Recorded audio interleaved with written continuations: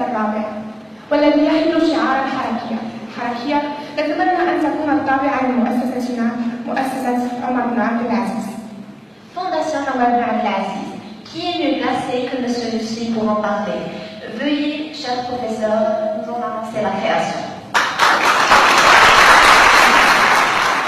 بسم الله الرحمن الرحيم.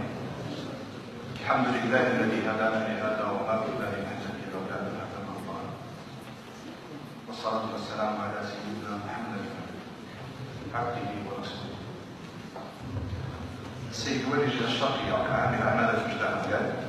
السيد الكاتب العام للولاية. السيد رئيس المجلس العلمي.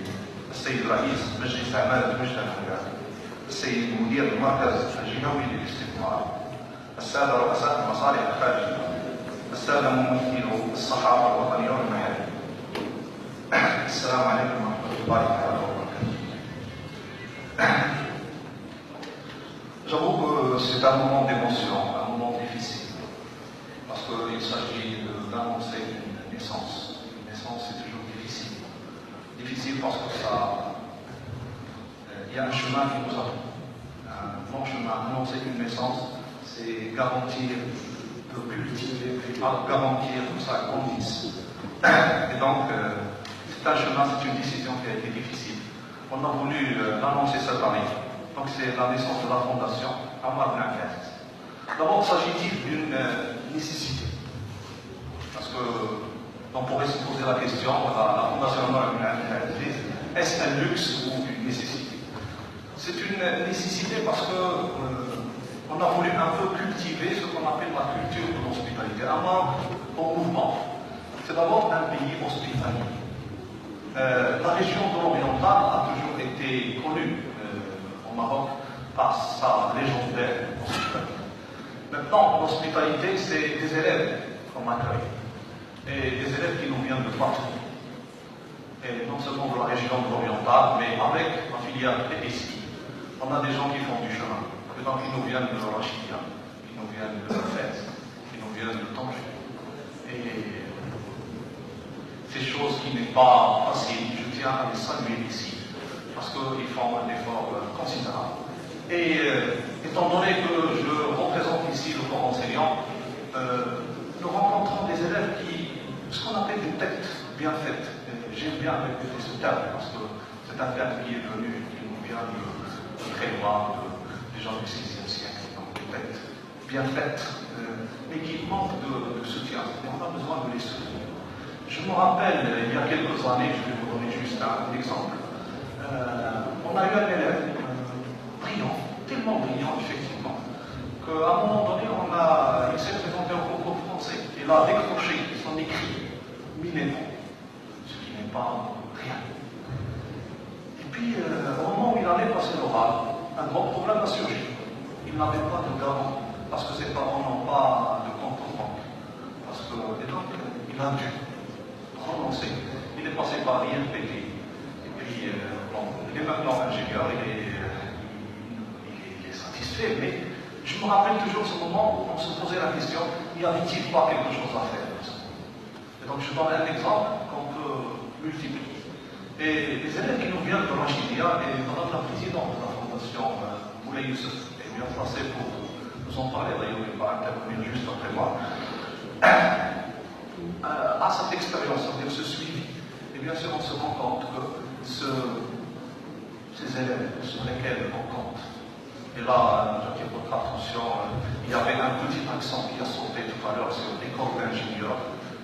Peut-être que c'est le moment effectivement de mettre l'accent sur ces élèves. C'est d'ailleurs la raison pour laquelle la fondation est devenue carrément une nécessité. Cette année, on a rencontré un problème, juste à titre d'information.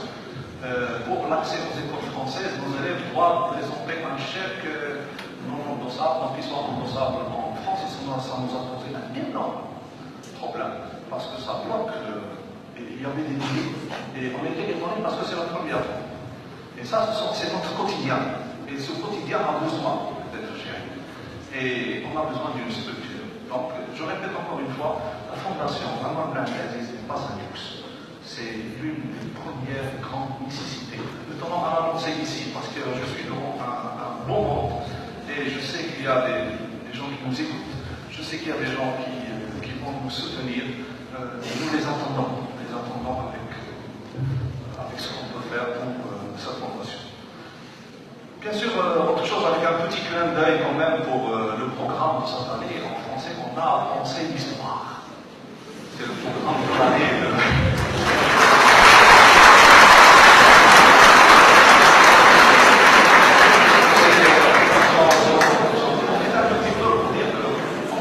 Ça a été effectivement ce qui nous a poussé à cette fondation. Cette histoire, c'est miser sur la nostalgie des gens. Et on a rencontré des gens qui sont nostalgiques, qui venaient visiter les Ammar avec beaucoup d'affection pour le lieu.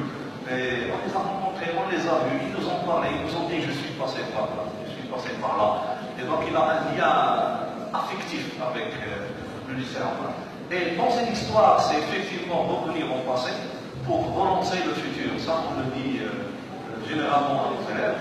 Penser l'histoire, c'est allier cette nostalgie avec un bilan, avec une action. Et donc, on voudrait passer à l'action.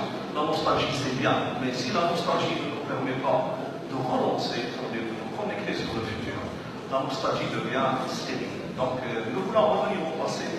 Nous avons rencontré M. Louali qui nous a parlé de son travail j'ai bien aimé parce que j'ai jamais su qu'il s'agissait de l'architecture néocoloniale.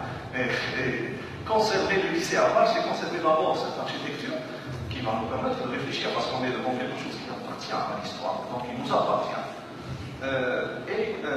Comment maintenant allier cette architecture avec tous les besoins de... C'est un peu ce qu'on attend d'un lycée d'excellence, et donc tout le travail qui va être fait. On nous a dit que c'est un défi pour les ingénieurs, parce qu'effectivement, allier ces deux contraintes, c'est pas donné à tout le monde, et apparemment les études montrent qu'il y a un défi, et donc c'est un défi qui montre que nous avons besoin effectivement de cet ingénieur, et donc nous avons besoin de ces élèves, et donc nous avons besoin de cette fondation Ammar Blanquer. Permettez-moi quand même de dire que la fondation a été, c'est-à-dire la création de la fondation, parce qu'on a dû rencontrer des gens qui nous ont permis d'y croire. Et donc il y a des gens qui nous ont permis d'y croire. Et quand je dis des gens qui nous ont permis d'y croire, c'est-à-dire qu'il fallait un peu le soutien de l'institution qu'on nous accueille. Là, je commence par citer un nom qui n'est pas des nôtres, puisqu'il n'est pas là, donc je dois le citer. C'est monsieur le délégué du ministère de l'Éducation nationale, qui nous a accueillis, donc il nous a suivis au moins pour lancer. On a avec nous aussi M. Couche, je tiens quand même à le saluer personnellement, donc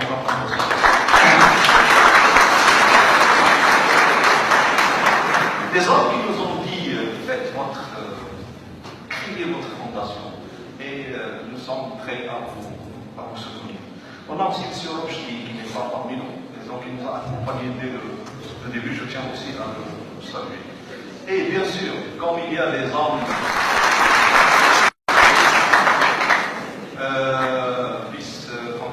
vice-président, M. Mohamed Kouch,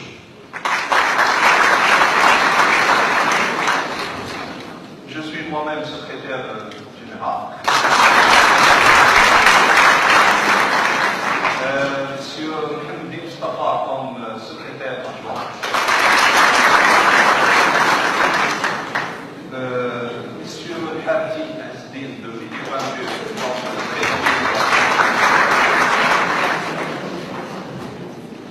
comme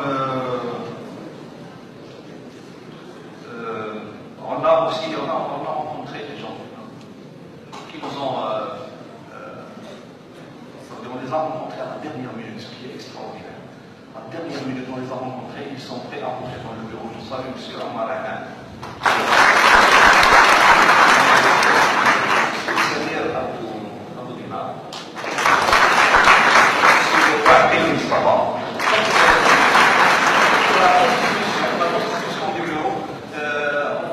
La Constitution, on a les représentants des entreprises, on a des chercheurs, et on a des enseignants, des agrégés qui sont dans les classes préparatoires. Une dernière proposition nous a été faite juste ce matin. Pourquoi est-ce qu'il n'y a pas de femmes